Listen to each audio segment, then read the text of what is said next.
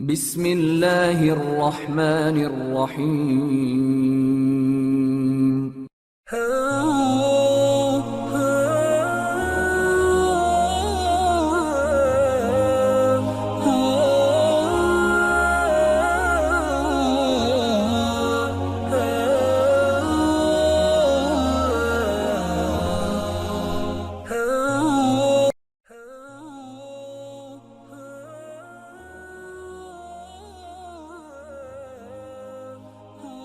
نبی کریم علیہ الصلوۃ والسلام کی ذات اقدس کے حوالے سے سلسلہ پنجتنی نے نوجوان نسل کی بہتر رہنمائی اور آگاہی کے لیے ایک سلسلہ وار پروگرام فوق البشر کی عنوان سے ترتیب دیا ہے۔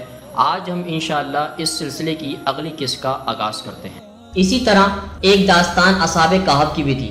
7 لڑکے جن پر گمان تھا کہ وہ رومیوں کے قدیم دور میں جب عیسائیت کی ابھی ابتدا تھی مر چکے تھے، مگر بجائے مرنے کے یہ لڑکے ایک روایت میں ان کے ساتھ ایک کتا بھی تھا کرشماتی طور پر 200 سال تک گہری نیند میں چلے گئے، اور جب جاگے تو انہیں معلوم ہوا کہ عیسائیت کو شکست ہو چکی ہے۔ مسلمان آج اس قصے کو زیادہ تر عیسائیوں سے بہتر جانتے ہیں کیونکہ اس کا تذکرہ قرآن پاک میں آیا ہے۔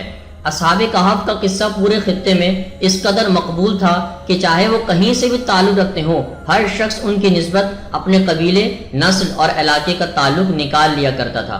ایک لحاظ سے ان اصحاب کو لے کر دوسروں پر اپنی فوقیت جمانے کی کوشش کی جاتی تھی۔ اصحاب کہف کے مشہور غار کو کھینچ تان کر اپنی جغرافیائی حدود میں ثابت کرنے کی سعی ہوتی، جس طرح آج جدید زائرین کے ہاں مقبول ہے کہ حضرت یحییٰ علیہ السلام کا سر مشرق وسطی میں کم از کم 3 مقامات پر دفن ہے۔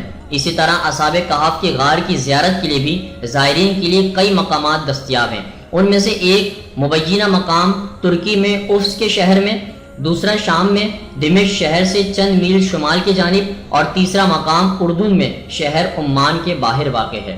اور یہ اس طرح کے کئی دوسرے تضادات صرف قصے میں زبانی کلامی اور اصولی اختلافات تک محدود نہیں تھے۔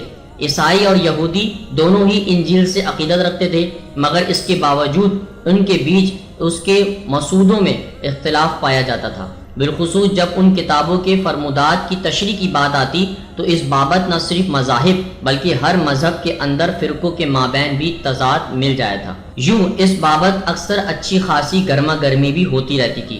یہودی کئی فقہوں کی تعلیمات کے بیچ بٹے ہوئے تھے، مثلا یروشلم کی تلمودی اور جدید بابلی فقہ ایک دوسرے یا پھر ضابطہ پرست اور مسیح موعود کے ماننے والے آپس میں گتم گتھا۔ معزز دوستو، آج کی گفتگو کا اختتام ہوا۔ انشاءاللہ کل آپ سے پھر ملاقات کریں گے ایک نئے ذکر اور فکر کے ساتھ۔ اپنا بہت سارا خیال رکھیے گا۔ اللہ حافظ۔